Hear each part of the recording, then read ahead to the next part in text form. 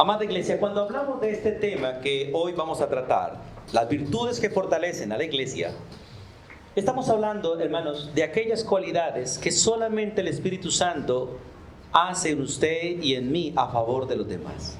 No de las obras que nosotros podemos hacer, sino de las obras que el Espíritu Santo hace en usted y en mí a favor de los demás. Voy a hacer una pregunta sencilla. Yo siempre uso a cualquiera de ustedes, ¿cierto? ¿A quién uso hoy? ¿A quién le pregunto? ¿A quién le mando yo eso que siempre lo tengo al revés? Él se enoja conmigo muy poco porque yo lo uso, ¿cierto? Yo le hago una pregunta, hermanos. Usted trabaja 6 días a la semana, ¿cierto? Y una vez a la semana por lo general viene a la iglesia. ¿Cuál de esas dos obras beneficia a la iglesia realmente? ¿La que usted hace 6 días a la semana o la que usted hace de venir a la iglesia? ¿Cuál de esas dos es una obra en la que Dios nos manda que debemos andar? ¿Qué beneficia más a la iglesia? Es una pregunta que le hago a él, pero la hago a todos. ¿Cuál de las dos beneficia más a la iglesia? ¿Su trabajo afuera o su presencia aquí? ¿Cómo? Los 6 días deberían beneficiar más a la iglesia. Pero realmente beneficiar más a la iglesia de estar acá, pues. Digo yo, a mi manera de verlo. El trabajo de uno debería ser en el día a día, los 6 días o hasta los 7 días. Pero lamentablemente uno con el Señor cumple con un día. es interesante, si él viviera evangelizando en todo su trabajo, ese trabajo lo beneficiaría a la iglesia al 100%. Pero su presencia, la sola presencia de él, el solo hecho de estar aquí beneficia a la iglesia. ¿Cuántos se alegran de verlo a él? ¿Y usted se alegra de verlo a nosotros? Eso es maravilloso. Dice la Biblia, ¿cierto? Es una obra que Dios ha preparado. El congregarnos, el estar juntos, es una obra que Él ha preparado de antes de la fundación del mundo. De hecho, es una de las que más el Señor clama. Quiero que ellos sean uno y vivan como uno. Ahora, el trabajar allá afuera es una obra que Dios ha preparado. Sí, pero para toda la humanidad. Es una obra que ha preparado para toda la humanidad. Pero para su pueblo, una de las verdaderas obras es estar en Cristo Jesús. Por eso, cuando miramos este texto, hermanos, porque somos hechura suya creados en Cristo Jesús para buenas obras, las cuales Dios preparó de antemano para que anduviésemos en ellas, quiero que tratemos 3 de esas maravillosas obras. Vamos al libro de Romanos para mirar la primera. En el libro de Romanos vamos a encontrar una de las muchas, hermanos, de las muchas que hay. El ejemplo que les acabé de poner es un ejemplo general. No vayan a creer que el hermano cuando trabaja, porque él trabaja y ofrenda también, y eso beneficia a la iglesia. Pero la verdad, la ofrenda más grande que beneficia a la iglesia es usted y yo. Vamos a mirar Romanos capítulo 15. Para mirar esta virtud, la virtud de amonestarnos unos a otros. De hecho, hermanos, es una virtud que quien la tiene a veces es molesto. ¿Sabe que a veces el que tiene esa virtud, de hecho la tenemos todos, pero el que tiene el don de amonestar a veces es molesto? ¿Por qué? Porque la mayoría no nos gustan que nos molesten. Y el que tiene el don de amonestar es una persona que por lo general vive metido en la vida de los demás. Porque amonestar, ¿saben qué significa la palabra amonestar? Ahí está. Amonestar significa poner en mente o estimular o corregir lo incorrecto e impulsar a la práctica del bien. Hay una gran diferencia entre amonestar y enseñar. El que enseña pone cosas positivas en la mente de los demás. El enseñar es poner lo positivo en la mente de los demás. Pero el amonestar tiene que ver con corregir lo deficiente de los demás. ¿Cuál de las dos es más fácil de aceptar? Que me enseñen es más fácil que ser amonestar. Pero amonestar es una virtud. No todo mundo tiene el don de enseñar, pero a todos se nos reta a amonestarnos unos a otros. Amonestarnos unos a otros. Y en Romanos capítulo 15, vamos al versículo 13 y 14. Vamos a mirar los 2 versículos, pero específicamente quiero enfocarme en el 14. El versículo 15 dice: y el Dios de esperanza. Primero Romanos 15, 13. Y el Dios de esperanza os llene de todo gozo y de toda paz en el creer, para que abundéis en esperanza por el poder del Espíritu Santo. Quise tomar este versículo, hermano, porque es un versículo alentador. Dios es un Dios de esperanza. Quien espera en Él es lleno de gozo y paz para tener más esperanza, para vivir en la esperanza. Y el que vive el que abunda en esperanza, la verdad, está bajo el control del Espíritu Santo. Y el que está en el control bajo el Espíritu Santo puede amonestar. Miren lo que dice el versículo 14. La iglesia de los romanos aparentemente era una iglesia madura. Y Pablo confiaba en la madurez de ellos, pero aún así les amonesta. Dice, pero estoy seguro de vosotros, hermanos míos, de que vosotros mismos estáis llenos de bondad, llenos de todo conocimiento, de tal manera que podéis amonestaros los unos a los otros. Hermanos, la amonestación es una virtud. Es una de las obras que Dios nos ha dado para andar, para caminar, para estar nosotros. Cuando nosotros tenemos problemas, cuando estamos en dificultades, cuando usted ve llorando a una persona, cuando ve una persona lastimada, triste, aburrida, melancólica, esa persona necesita amonestación. ¿Qué es amonestación? Tomemos la primera frase que es poner en mente. Básicamente uno se frustra, uno se entristece, uno se aflige, uno se, como dicen por ahí, se achicopala cuando su manera de pensar se distorsiona. Porque cuando uno está en un juicio cabal, tiene paz, tiene quietud. Pero cuando se acaba esa armonía mental y empieza uno a desesperarse, a afanarse, a entristecerse, porque cualquier cosa lo puede producir, necesita quien lo amoneste. ¿Y qué es amonestar? No es regañar, es volverle su mente a un estado de tranquilidad. Por eso el versículo anterior es interesante cuando dice el Dios de esperanza. A veces uno pierde la esperanza. Y cuando uno pierde la esperanza, su mente empieza a divagar. Y cuando la mente empieza a divagar, uno empieza a actuar mal. Y dice la Biblia que el Dios de esperanza llena de gozo y paz en el creer, porque es la fe la que produce esto. Pero a uno a veces pierde la fe. Uno pierde la fe.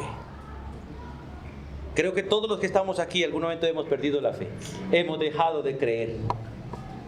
No hemos dejado de saber, pero hemos dejado de creer. Y la mente de nosotros se distorsiona y empezamos a pensar lo que no debemos pensar, a sentir lo que no debemos sentir. Y necesitamos quien nos vuelva a poner en mente. Alguien que nos pregunte, ¿qué te pasa? Que nos escuche y nos diga, hermanos, así no son las cosas. Así no son. ¿Estás pensando? Erradamente. Y el que amonesta, hermanos, realmente nos lleva a nosotros, nos devuelve al gozo y la paz en el creer. O sea, nos vuelve a la fe, nos vuelve a la relación con el Espíritu Santo. Y la Biblia dice que toda la iglesia tiene esa virtud. Algunos como don, pero todos la tenemos como responsabilidad de amonestarnos unos a otros. Todos los días usted se encuentra con personas necesitadas de ser amonestadas. Aún el impío necesita ser amonestado. En el libro de Ezequiel, vamos allá un momentico. En el libro de Ezequiel, en el capítulo 3, el Señor habla a una nación completa, a la nación de Israel, y les advierte de esto. Les advierte de esta responsabilidad de poder amonestarse los unos a los otros. En el capítulo 3, versículo 16 al versículo 21, el Señor habla a la nación de Israel, pero especialmente al profeta. Versículo 16 o el 17, vemos el 17, dijo, hijo de hombre, hablándole al profeta Ezequiel, yo te he puesto por atalaya la casa de Israel, oirás pues tú la palabra de mi boca, ¿y qué dice? Los amonestarás de mi parte. La nación tenía que ser amonestada, completica. El profeta tenía que ser. Y dice, cuando yo dijera al impío, porque el impío tiene que ser amonestado, cuando yo dijera al impío, de cierto morirás, y tú no le amonestares ni le hablares, para que el impío sea percibido de su mal camino, a fin de que viva, el impío morirá por su maldad, pero su sangre demandaré de ti. tu mano. Mire la necesidad de ser amonestado. ¿Sabe, hermano, que la falta de amonestación puede llevar a la muerte? Y la amonestación correcta puede librar de la muerte. Por eso la necesidad de andar en esta virtud de amonestarnos unos a otros. Hermanos, ahorita vamos a hablar de algo, pero le hago la pregunta con anterioridad. ¿Recuerda usted con aprecio a alguna persona que le amonestó en algún momento? A veces posiblemente en ese momento no te gustó a ti, pero dices, gracias, gracias Dios. Gracias. Algunos decimos gracias por ese regaño, pero no fue un regaño, fue una amonestación. Ahora, hay diferencia entre regañar y amonestar, y una gran diferencia. Porque regañar, en cierta manera, es hacer un juicio con rabia a una persona. Pero amonestar es poner la mente en orden. Y si hay una parte delicada para tocar, es el cerebro de los seres humanos. Y a veces nosotros llegamos con un garrote bien grande a amonestar. No. El cerebro del ser humano debe ser tocado con delicadeza. Y el único que llega al cerebro del ser humano y lo amonesta es el Espíritu Santo. Pero Él nos usa a nosotros para hablar. Mire lo que dice el versículo 18 al profeta. Si tú no le amonestares, ni le hablares, porque la manera de amonestar es hablando. Pero el hablar para amonestar tiene que ser con blandas y suaves palabras. Con suaves y blandas palabras. Y después habla del creyente, versículo 20. Si el justo se apartare, porque nosotros se nos desordena la mente a rato y necesitamos que Él nos la ordene, y cuando se nos ordena la mente, por lo general nos apartamos. Si el justo se apartare de su justicia, o actuare como loco, no con cordura, básicamente, e hiciere maldad, y pusiere otro tropiezo delante de él, él morirá, porque tú no le amonestaste. En su pecado morirá, y su justicia que había hecho no vendrá en memoria, pero su sangre demandaré de tu cabeza. Pero si al justo amonestares, para que no peque y no pecare, de cierto vivirá, porque fue amonestado, y tú habrás librado tu responsabilidad. Mire, hermanos, la necesidad realmente, porque es una virtud maravillosa, no es el hecho de hacernos juicios, sino de acercarnos y decirle, hermano, ¿qué te pasa? Uno de los problemas serios que tenemos como seres humanos es que nosotros hacemos un juicio sin antes averiguar qué está pasando. Hermano, usted es así, pero sin saber qué está pasando en ese momento. Detrás de toda circunstancia hay un gran contexto. Usted ha visto grandes accidentes con gran cantidad de muertes, y al final de pronto el que ocasionó el accidente termina absuelto. ¿Sabe por qué? Porque no fue la responsabilidad de él. Puede ser un daño mecánico, puede ser cualquier cosa. Después de una gran investigación se dan cuenta que no fue algo que él realmente quiso hacer. Hay un contexto alrededor. Por eso, hermanos, Dios quiere que nosotros nos amonestemos unos a otros, que nosotros nos ayudemos a corregir la manera de pensar. Hay personas que llegan a dañar la manera de pensar de algunos, pero hay otros, los creyentes, tenemos que llegar a arreglar la manera de pensar de todos. La pregunta en esta mañana es, ¿en qué clase de persona está usted? ¿En aquellos que amonestamos o en aquellos que dañamos? Porque es muy fácil dañar la mente del otro, ¿cierto? Solamente con un comentario sencillito uno daña la mente de los demás, da desorden. Usted está dormido, por ahí de las 2 de la mañana, 3 de la mañana, y suena el celular. ¿Qué hace el celular en ese momento? Solo despertarlo. La mayoría le daña a uno el sueño. Porque escuchar un celular a las 3 de la mañana no es lo normal, no es lo correcto, y usted no espera que nadie lo llame a esa hora, y una llamada a esa hora altera. Y si lo llaman a uno por cualquier cosa, pero no pudo llamar en otro momento, porque hasta el sueño se lo alteró a uno. Y por lo general lo despiertan a esa hora, y a veces para quedarse dormido es otro problema serio.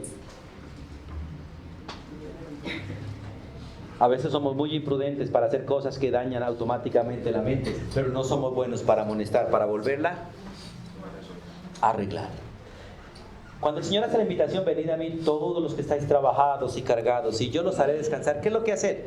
Exactamente eso. Poner paz y quietud en nuestra manera de pensar. ¿Sabe que cuando usted deja de pensar, deja de sufrir?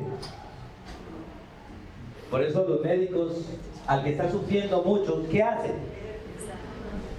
¿Qué es lo que hacen? Lo dopan. Doparlo es interesante, es básicamente quitarle su capacidad de pensar. Dejarlo inconsciente es quitarle su manera de pensar. Dormirlo es quitarlo de la realidad y mandarlo a un estado de quietud donde su mente no está funcionando, donde su razón no está funcionando, y cuando la mente deja de funcionar, el cuerpo deja de sufrir. Por eso la muerte es una gran bendición, porque el que muere deja de sufrir, temporalmente deja de sufrir. Pero Dios quiere que nosotros no esperemos hasta la muerte. Nos ha dado una herramienta para ayudarnos, es la amonestación. La gracia por el Espíritu Santo para poner nuestra mente quieta. Pero para poder amonestar necesitamos dos cualidades. Dos. ¿Cuáles son? Bondad y conocimiento. Por eso la necesidad, hermanos, de que usted y yo andemos en otra de las cosas que Dios nos manda hacer. Y la más prioritaria entre todas, para todas ellas, es ser discípulo de la Biblia. La Biblia nos lleva nuestro carácter a ser bondadoso y lleva nuestra vida a tener un conocimiento correcto de las cosas. ¿Cuántas cosas debe saber un creyente? ¿O de cuántas cosas debe saber un creyente? Bíblicamente hablando. ¿De cuántas, hermano? ¿De cuántas cosas debe saber un creyente? De todo. De todo, hermano. Porque la manera de ayudar a cualquier persona es teniendo conocimiento de todo. De todo, hermanos. Dios quiere que usted sea alumno, una persona que disfrute el tener el conocimiento completo de todas las cosas para que pueda ayudar a todos. Por eso dice la Biblia que la Biblia es la palabra de Dios y útil para enseñarnos, redarguirnos, corregirnos e instruirnos en todo, a fin de que usted sea una persona preparada para ¿cuántas buenas cosas? Para todas. Y específicamente para las buenas cosas que Dios nos manda hacer. Nos manda hacer, hermanos. ¿Cuántos de los que están aquí saben coser? Hombres y mujeres, ¿cuántos saben coser? Coser. Sí, coser. ¿Sabe, hermanos, que una de las cosas que vamos a ver ahorita, si no alcanza, es que Dios nos manda a nosotros a remendarnos unos a otros? Y si usted no tiene delicadeza para remendar una prenda, ¿qué delicadeza tendrá para remendar un ser humano? ¿Ah? Hay que aprender, hermano, en lo físico para poder entrar a lo espiritual también. Escucha esta parte, porque la amonestación es resultado de estar llenos de bondad, o sea, llenos de buenos deseos, llenos del deseo de hacer lo que es correcto, lo que es bueno delante de Dios. Lo que es bueno delante de Dios.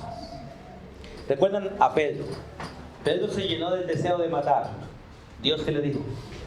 No lo hagas. Porque si a espada matas, a espada morirás. Pero él llegó y remendó la oreja que Pedro cortó. Juan y Jacobo quisieron matar a algunos de los que no le seguían a Jesús. Señor, mandamos fuego del cielo para que mueran. Jesús dice, no he venido para matar, he venido para salvar. Y si ellos hablan de mí, no pueden estar en contra de mí. Déjenlos que hablen. Jesús siempre está en ese trabajo de amonestarnos, de poner nuestra mente en orden, de poner nuestra mente en orden. Y a veces es sencillo. Yo no sé si a ustedes les ha pasado como padres. A veces los niños cuando están pequeños, ellos empiezan a tener miedo y empiezan a saltar, ¿cierto? El niño chiquito dormido le da miedo. Y una manera sencilla de quitarle el miedo al niño, ¿cuál es? Solo ponerle la mano en su pecho. Póngale la mano en su pecho y apresione un poquito, que él sienta que alguien está ahí. De una vez está quieto. Su manera de pensar vuelve a la normalidad. Hermanos, se necesita bondad, se necesita realmente este obrar del Espíritu Santo, porque el obrar de la bondad es una obra del Espíritu Santo. Por eso el versículo 13 al finalizar dice: para que abundéis en esperanza por el poder del Espíritu Santo. Porque nadie puede ser bondadoso verdaderamente con otros si no es por el poder del Espíritu Santo.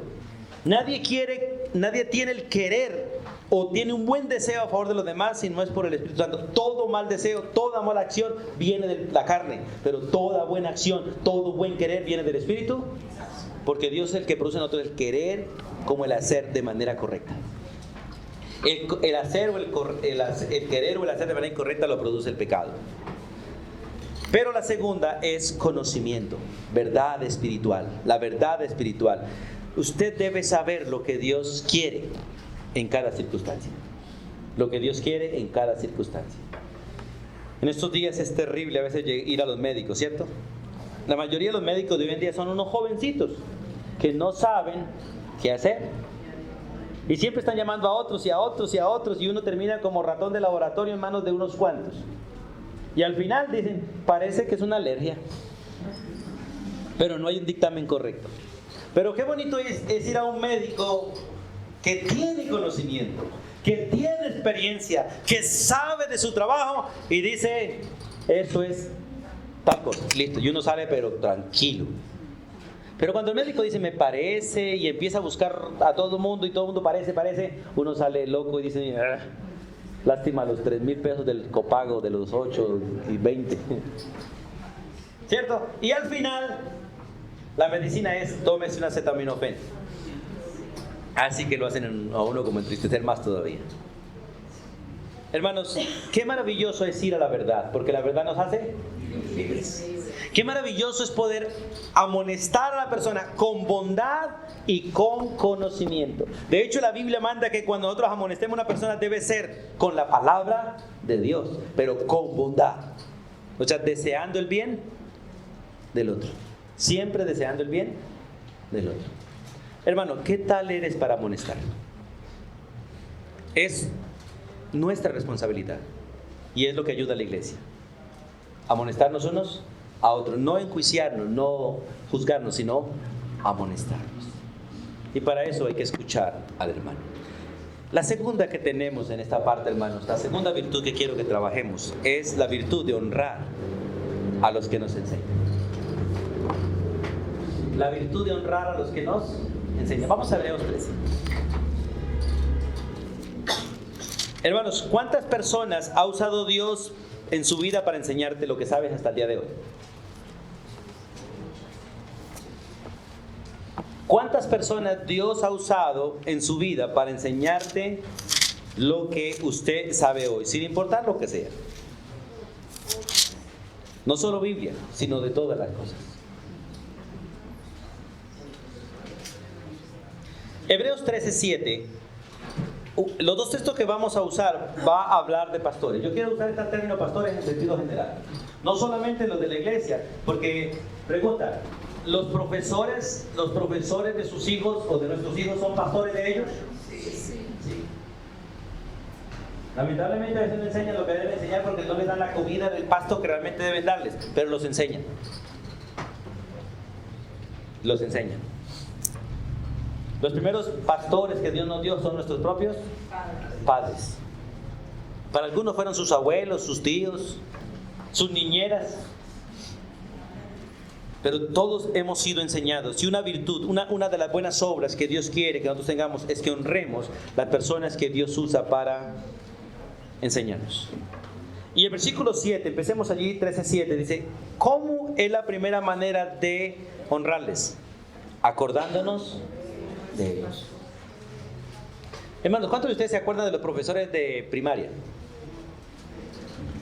¿Sí? Uno casi se acuerda de aquellos que le dieron palo a uno, ¿cierto? De los otros casi no. Pero ¿se acuerdan de los profesores de matemática, física, química? ¿O se acuerda quién fue la primera persona que le enseñó a usted las vocales? Sí. ¿Saben que gracias a esas personas ustedes humanamente saben leer? Dios trajo la capacidad de ustedes de leer y podemos leer tranquilamente gracias a esas personas que Dios usó. Pero vámonos un poquito más a la parte espiritual. ¿Recuerdan la primera persona que le habló de Cristo? ¿Se acuerdan de ella? Sí. ¿Oran por ella? Sí. ¿Dan gracias a Dios por ella? Sí. Eso es una virtud que tenemos que tener, porque nosotros nos olvidamos fácilmente. El Salmo 103 dice: bendice alma mía a Jehová y no olvides ninguno de sus beneficios. Ninguno de sus beneficios. Porque realmente, hermanos, es una gran bendición acordarnos de aquellas personas que Dios ha usado para enseñarnos.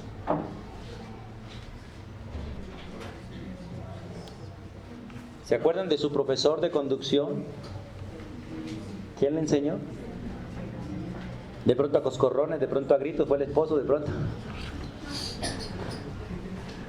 Pero es maravilloso, hermanos, acordarnos. Dice, acordaos. En este texto está hablando literalmente, básicamente, de la parte espiritual, pero podemos aplicarla en todas las áreas. Acordaos de vuestros pastores. Dice, que os hablaron la palabra de Dios.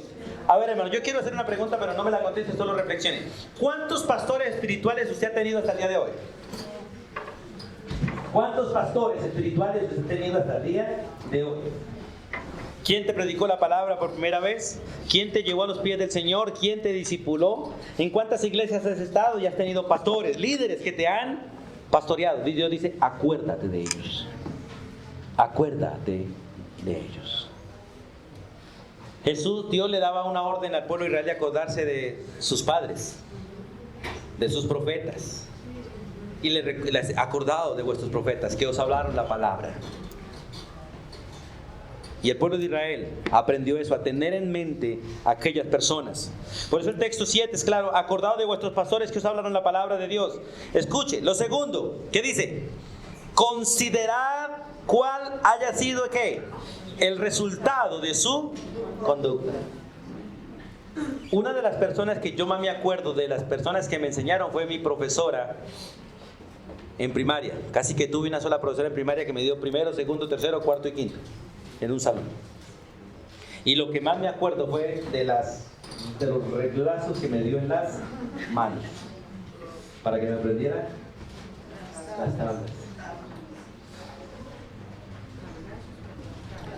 Si yo me acuerdo, hermanos, escuchen, si yo me acuerdo de las tablazos que ella me dio, solo albergaría rabia en mi corazón. Pero si recuerdo lo que la Biblia me manda a recordar, ¿qué es lo que me manda a recordar de lo que ella hizo? El resultado final. Yo me aprendí las tablas. Y no es jactancia, pero tengo el privilegio de saberme todas las tablas. Bien. Y no me las enseñaron hasta el 10. Hermanos, es maravilloso este principio. Fueron muchos reglazos. De hecho, algunas veces porque no hice la tarea me arrodillaron en una esquina del salón sobre arena con 2 ladrillos en la mano. Sí. A usted no lo hicieron nunca, a mí sí. Por no traer tareas. Y cómo llegar a la casa a decirle a papá que la profesora ha hecho conmigo porque me daban la otra. Y a los otros maestros que yo recuerdo es a mis padres, porque mis padres me dieron vara con lo que encontraron, especialmente con una hebra de máquina de coser, una bandita de esas que son redonditas. Tengo cicatrices en mi cuerpo de la paliza que me dieron. Si yo recuerdo, yo recordaba todo lo que papá hicieron y tenía rabia en mi corazón, hasta que un día pude hablar con mis padres y pedirles perdón. Pedirles perdón por lo que yo sentía, por los procesos de ellos.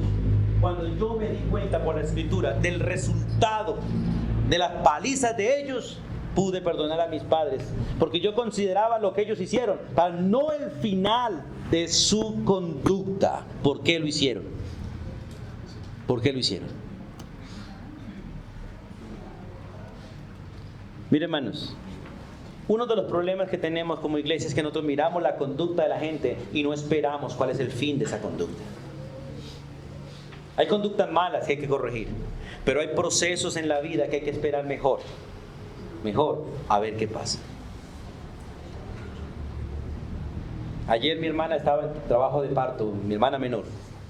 El médico estaba programando hacerle cesárea porque supuestamente la niña venía muy grande. Pero dijo, vamos a entrar en proceso de parto. y esperamos al final ¿qué pasa? Si él hubiese juzgado a primera línea, le echa cuchillo. Pero ellos dijeron, no, esperemos. Desde ayer, como a las 9 de la mañana, entró a trabajo de parto. Esa mañana a las 5 de la mañana nació mi otra sobrina. Hay que esperar el final. Es lo que dice la Biblia. En la virtud de honrar a los que nos enseñan, no hay que juzgar la conducta de ellos, hay que juzgar el final de sus acciones. Si los discípulos hubiesen juzgado la conducta de Jesús como lo hicieron, de hecho lo hicieron, dijeron, esto se acabó. Nuestro maestro lo mataron y nosotros que pensábamos que él iba a reinar, vámonos mejor a pescar. Ellos juzgaron la conducta de Jesús, pero no habían visto el final. Cuando el final llegó, todo cambió para ellos. Porque una cosa es juzgar los procesos, otra cosa es juzgar el final. Y nosotros somos muy buenos para juzgar procesos, pero no el final de las cosas. Por eso es mejor esperar. Y es una de las virtudes que Dios nos dio y quiere que nosotros tengamos. El privilegio de honrar a los otros, acordándonos de ellos y esperando el resultado de su conducta. Esperando.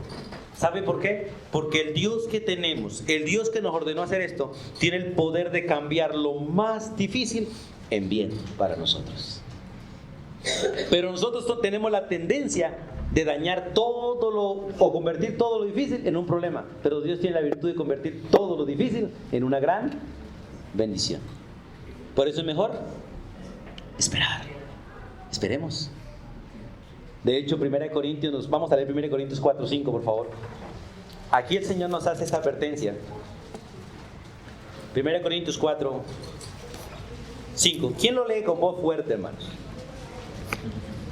Así que no juzgues nada antes de tiempo, hasta que venga el Señor, el cual aclarará también lo oculto de las tinieblas y manifestará las intenciones de los corazones. Y entonces cada uno recibirá su alabanza de Dios. Miren, hermanos, qué bonito. Yo les mandé un video que me llegó a mí. ¿Algo lo vieron? El del trigo. El trigo y la cizaña.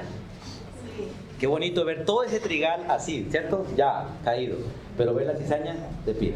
Dios dice, no traten de cortar la cizaña. Esperen hasta que el trigo se doble.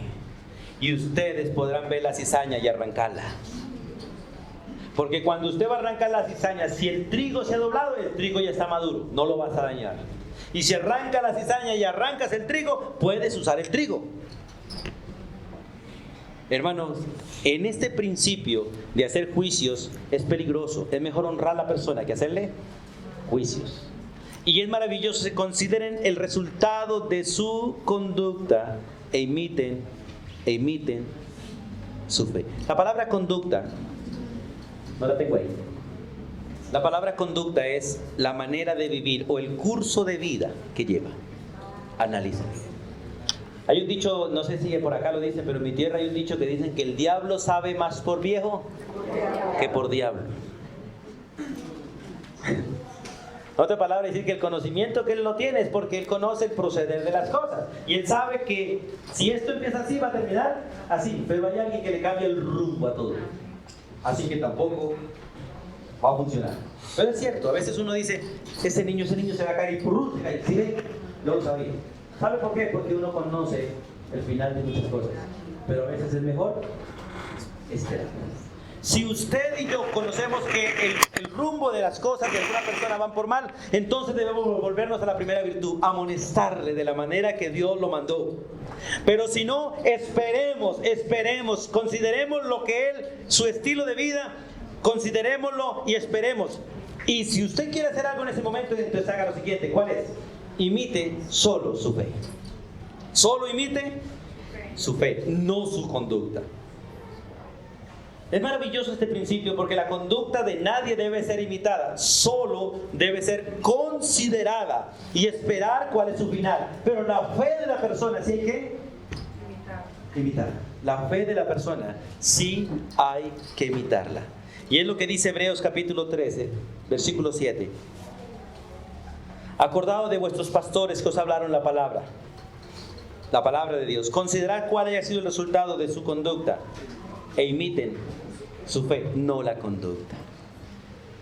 ¿Sabe, hermano? Porque imitar la fe de otro no es otra cosa que hacer lo que Dios le está permitiendo hacer al otro.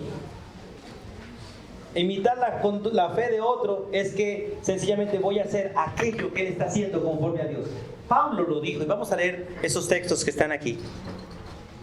Porque 1 Corintios 11:1, no sé si alguien lo tenga por ahí y me ayude, Filipenses 3:17 también. Vamos a leer estos dos textos, unido a esto del privilegio de imitar la fe de otros. No la conducta, sino la fe. Por eso cuando uno quiere imitar la fe es mejor esperar el resultado. Decir, wow, yo no pensé que le iba a salir y le salió. Voy a tomar el ejemplo que tenemos actual. Muchos a nivel del mundo daban por ganador, supuestamente según las noticias, daban por ganador a Egan de la etapa de Francia, ¿cierto? ¿Por qué lo estaban haciendo? Porque estaban considerando su manera de correr. Y según lo que he escuchado, muchos a nivel del mundo, muchos jugadores estaban considerando que él era el más opcionado para ganar esa etapa. Ellos venían considerando su manera de correr, y venían considerando su conducta en el ciclismo, y dice, ese muchacho tiene todo para ganar. Y de hecho, ganó. Y según lo que estaba escuchando, parece que mucha gente ganó mucho dinero porque le apostaron a él. Porque estaban considerando la conducta y esperaron y vieron el resultado. Ahora la pregunta, ¿cuántos en Colombia están tratando de imitar el proceder de Egan? ¿Cuántos? Muchos, especialmente niños. Un muchacho de 22 años conquistando un triunfo que hasta el día de hoy ningún colombiano había conquistado. Es el más joven de la data. Sí. Y es interesante este principio porque dice, imiten su fe. O sea, imiten lo que realmente están haciendo bien. Y hay un principio en la Biblia, dice que el que no se cansa llegará a la meta. ¿Cierto? Ahorita lo vamos a mirar. Si usted no se cansa, va a llegar a la meta. La mayoría de los seres humanos hoy en día empezamos y no terminamos nada porque no dieron resultado cuando quisimos. Y Dios dice, no, esperen hasta el final. Por eso es necesario, hermanos, que entendamos este principio de honrar a los que nos enseñan. Estaba aprendiendo, a veces uno mira las cosas solamente por hobby, pero uno tiene que mirar para aprender. Estaba escuchando entre los comentarios de Egan, es que él estaba siendo aconsejado por grandes ciclistas. De hecho, muchos le escribían para aconsejarle. De hecho, creo que uno de los que llegó con él es un gran ciclista, ¿cierto? Y le entregó, bueno, yo lo acompaño y lo dejo ganar, como dice. Pero es un maestro. Imiten la fe. Hermano, a un maestro, escucha, hermano, jamás traten de ser como un maestro, pero traten de aprenderle todo lo que el maestro sabe. Uno de los principios para no ser egoísta, envidioso, es no codiciar a nadie o nada de lo que alguien tiene o hace. Pero la manera de hacer lo correcto es acercarse a él para ser su alumno y aprender todo lo que él sabe. Eso es imitar su fe. Cuando usted siente envidia de alguien, usted peca. Pero cuando usted admira lo que alguien hace y se hace discípulo, usted automáticamente empezó a cumplir este principio de imitar su fe. Yo quiero saber lo que él sabe. Eso es querer creer lo que él cree y hacer lo que él hace, pero no como una imitación, una copia, sino realmente como un alumno. Y ese es el principio. ¿Qué dice 1 Corintios 11:1? ¿Cuáles son las palabras del apóstol Pablo? El apóstol Pablo dice esto después de decir, yo no soy tropiezo a otros, yo no como con otros lo que otros no quieren comer, pero cuando yo quiero comer, yo como, pero no delante de los que no comen. Y después dice las palabras, ¿qué dice? Ser imitadores de mí, así como yo. Es interesante. ¿Qué debo imitar yo de ustedes y qué deben imitar ustedes de mí? Lo que nosotros hacemos de Cristo. Eso es lo que debemos imitar. No la conducta, sino lo que nosotros hacemos de Cristo. Pero la manera de hacerlo no es codiciando, es siendo discípulo. Hermano, me enseña a hacer lo que usted hace. En otras palabras, me convierte en su discípulo, en su hijo, para aprender de ti. ¿Qué dice el siguiente texto, Filipenses 3:17? Hermanos, sed imitadores de mí y mirad a los que así se conducen según el ejemplo de que tenéis en vosotros. Es interesante, ¿no? Y mirad a los que así se conducen según el ejemplo que tenéis en nosotros. Es maravilloso este principio, hermanos, de aprender a imitar la fe de otros. Ahora, otra manera de honrar a los maestros es obedeciéndoles. ¿Sabe, hermano, que obedecer es muy fácil para el que es alumno? Escuche, obedecer es muy fácil para el que es alumno, porque la obediencia es el resultado de un aprendizaje correcto. Todo el que aprende correctamente termina obedeciendo, pero es muy difícil para el que no es alumno. Es muy difícil para el que no es alumno. Por eso ese texto en el versículo 13, vamos allá, de capítulo 13 de Hebreos, 17, Hebreos 13:17 dice, obedeced a vuestros pastores. Es interesante esa parte. ¿A quién debo obedecerle? Al que me pastorea. Este texto es el mismo principio. Obedezcan al que le enseña. Si realmente le enseña y usted se da cuenta que la enseñanza que él le da es correcta, ¿qué es lo mejor que debe hacer? Hacerlo. Y si usted lo hace, está honrando a su maestro, sea profesor, sea padre, sea pastor, sea quien seas. En la parte laboral, él hace las cosas bien, yo me le acerco, aprendo y termino haciendo lo que él hace. Eso se llama obediencia. La mejor obediencia es la del discipulado, aquella que yo aprendo en un proceso y que yo termino haciendo por un proceso educativo. Me enseñaron, terminé haciéndolo, terminé obedeciendo a mi maestro porque me enseñó. Por eso esa virtud, hermano, de ser discípulo es para toda la iglesia. De hecho, Dios nos llamó para ser discípulos. Y Dios, si usted imita la fe, terminará obedeciendo. Si usted imita la fe, terminará obedeciendo. La obediencia es muy difícil para el que no es discípulo, pero es muy fácil para el que es discípulo. ¿Por qué los discípulos terminaron dando la vida por Jesús? Porque Jesús les enseñó a dar la vida por ellos. ¿Por qué los discípulos terminaron despojándose de todo y considerando todo como basura? Porque su maestro también lo había hecho y les enseñó. Ellos dijeron, nosotros lo vimos, nosotros lo tocamos, nosotros lo palpamos. Nosotros vimos su gloria. Y por esa gloria vamos, porque nos la dio. Y para allá vamos, no importa que nos toque morir como Él murió por nosotros. La obediencia no es difícil para el que ama. Y el que ama es discípulo realmente. Por eso es maravilloso ese principio. En el versículo 13, el 17, obedeced a vuestros pastores. Y tampoco es difícil la sujeción a ellos. ¿Por qué? Porque la sujeción es por aprendizaje. ¿Por qué se le somete? Porque es mi profesor. Y lo que él me enseña, yo lo creo, yo lo sé, lo aprendí y ahora le obedezco. Miren, hermanos, la obediencia a una persona a la que no me enseña, a la que no me capacita, es muy difícil. Es como tratar usted de educar al hijo de su vecino. Tratar de usted que coja una correa y vaya a pegarle a su vecino, se mete en graves líos. Pero si usted coge su correa y le va a dar a su hijo después viene y lo abraza y dice, papá, gracias, y trae una sonrisa maravillosa al rato, ¿cierto? Pero si es el vecino, hermano, al rato no aparece una sonrisa con un M60 a matarlo. Pero la sujeción y la obediencia son maravillosas para el discípulo que honra a su maestro. Por eso la virtud de ser enseñados unos por otros y la virtud de enseñarnos hace que la gente nos honre y hace que la gente se sujete no a nosotros, sino a la educación que les damos a ellos. Porque ellos terminan haciendo lo que realmente aprenden de su... Es lo que dice la Biblia, bástale al discípulo ser como su maestro. Y termina el versículo 17, dice, obedeced a vuestros pastores y sujetaos a ellos, porque ellos velan por vuestras almas. Y eso es mucho más maravilloso. Si yo veo que una persona vela por mí, soy capaz de dar la vida por él, como Cristo lo hizo por nosotros, para que lo hagan con alegría y no quejándose, porque no es provechoso.